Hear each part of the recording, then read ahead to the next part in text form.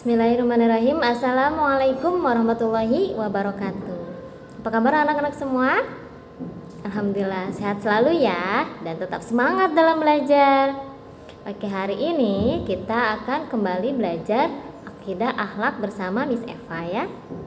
Oke, di pelajaran sebelumnya kita telah belajar tentang syahadatain. Hari ini kita akan belajar tentang Asmaul Husna. Tapi sebelum kita mulai pembelajaran kita pada hari ini, mari bersama-sama kita membaca basmalah. Bismillahirrahmanirrahim. Nah, adik-adik tahu tidak apa artinya Asmaul Husna? Setiap hari kita melakukan pembiasaan membaca Asmaul Husna sebelum memulai pembelajaran. Berarti adik-adik sudah tahu dong apa itu artinya Asmaul Husna? Ya, Asmaul Husna itu adalah nama-nama Allah yang baik atau nama-nama Allah yang indah. Nah, Asmaul Husna itu jumlahnya ada 99. Hari ini kita akan belajar Asmaul Husna, Al-Ahad dan Al-Khaliq. Apa itu Al-Ahad? Nah, Al-Ahad itu artinya Allah Maha Esa. Allah hanya ada satu. Hanya kepada Allah kita menyembah dan hanya kepada Allah kita memohon pertolongan. Sebagaimana dalam firman Allah surah Al-Ikhlas ayat 1. Qul huwallahu ahad.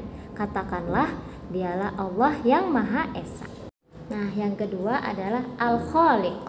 Al-Khaliq artinya Allah Maha Pencipta. Allah yang menciptakan bumi dan langit, seluruh alam semesta ini beserta isinya. Manusia, hewan, tumbuhan, air, udara, langit dan bumi, semua itu adalah ciptaan Allah. Semua itu adalah Allah yang menciptakan. Manusia tidak akan mampu menciptakannya, ya. Jadi kita harus percaya dan yakin bahwa Allah adalah Sang Maha Pencipta. Nah, anak-anak tahu tidak kisah tentang Nabi Ibrahim yang mencari Tuhannya? Nah, kalau belum tahu, mari bersama-sama simak video berikut ini. Nabi Ibrahim adalah putra dari Azar. Ia dilahirkan di wilayah kerajaan Babilonia yang saat itu diperintah oleh raja bernama Namrud. Namrud adalah raja yang sangat sombong. Raja Namrud juga dikenal sangat kejam kepada siapa saja yang berani menentang kekuasaan dan perintahnya. Pada suatu malam, Namrud bermimpi melihat seorang anak laki-laki yang memasuki kamarnya dan mengambil mahkotanya. Keesokan harinya, ia memanggil peramal yang sangat terkenal untuk mengartikan mimpinya tersebut. Peramal lalu mengartikan bahwa anak yang hadir dalam mimpinya tersebut kelak suatu saat akan meruntuhkan kerajaannya. Namrud pun marah mendengar hal itu. Ia memerintahkan prajuritnya agar membunuh setiap bayi laki-laki yang dilahirkan. Azar yang istrinya saat itu sedang mengandung begitu khawatir akan keselamatan bayinya. Ia khawatir bahwa bayi yang ada dalam perut istrinya adalah seorang bayi laki-laki yang selama ini mereka dambakan. Untuk menyelamatkannya, Azar mengajak istrinya bersembunyi di dalam gua yang jauh dari keramaian. Di gua itulah kemudian bayi tersebut dilahirkan dan diberi nama Ibrahim. Agar tidak diketahui oleh orang lain, Azar dan istrinya dengan terpaksa meninggalkan Ibrahim yang masih bayi itu di dalam gua dan sesekali datang untuk melihat keadaannya. Hal itu terus dilakukan hingga Ibrahim tumbuh menjadi anak kecil yang sehat dan kuat atas izin Allah Subhanahu wa Ta'ala.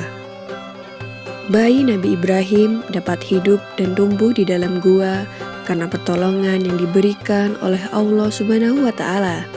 Ibrahim dapat menghisap ibu jari tangannya sendiri dan keluarlah air susu yang sangat baik.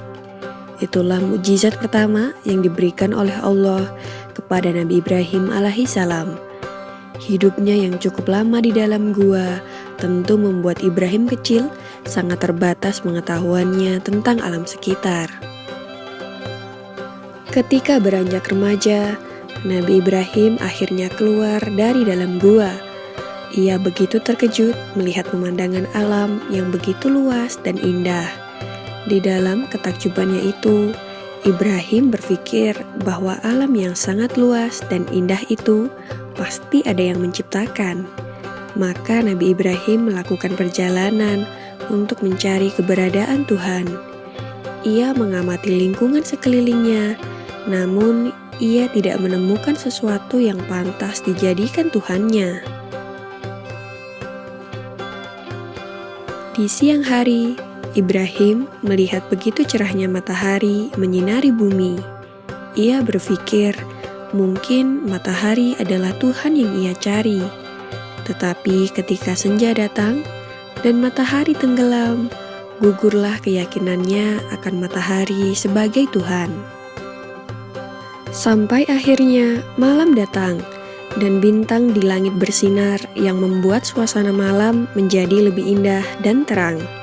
Nabi Ibrahim pun mulai berpikir, apakah ini Tuhan yang aku cari? Ia menatap bintang-bintang itu dengan penuh rasa bangga. Tapi ternyata ketika malam mulai berganti pagi, bintang-bintang itu menghilang satu persatu. Dengan pandangan kecewa, Nabi Ibrahim melihat satu persatu bintang-bintang itu menghilang dari langit dan berkata, "Aku tidak menyukai Tuhan yang bisa menghilang dan tenggelam." Memasuki malam berikutnya, bulan muncul dan memancarkan cahayanya yang terang. Nabi Ibrahim menduga dan berkata, "Inikah Tuhan yang aku cari?" Maka ketika pagi datang, bulan hilang tanpa alasan seperti yang terjadi pada matahari dan bintang. Nabi Ibrahim pun berpikir, pasti ada kekuatan yang maha besar untuk menggerakkan dan menghidupkan semua yang ada. Dan Nabi Ibrahim pun percaya bahwa hanya Allah Subhanahu wa Ta'ala yang maha mengatur segalanya.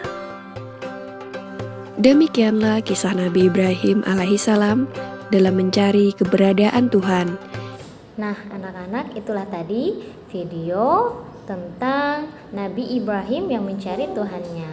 Ya, jadi Nabi Ibrahim itu tidak percaya dengan berhala. Masa kita yang buat patungnya lalu kemudian kita yang sembah? Nah, Nabi Ibrahim juga tidak percaya bahwa matahari itu adalah Tuhan, karena matahari terbit di pagi hari dan terbenam di malam hari.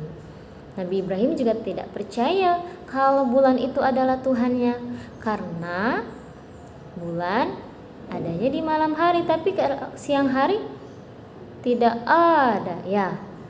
Nah, begitulah. Jadi Nabi Ibrahim percaya bahwa langit, bulan, matahari, semua itu ada yang menciptakan. Siapa?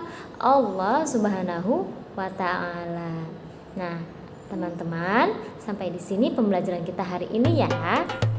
Kita tutup pembelajaran kita hari ini dengan membaca Alhamdulillah. Alhamdulillahirabbil alamin. Assalamualaikum warahmatullahi wabarakatuh.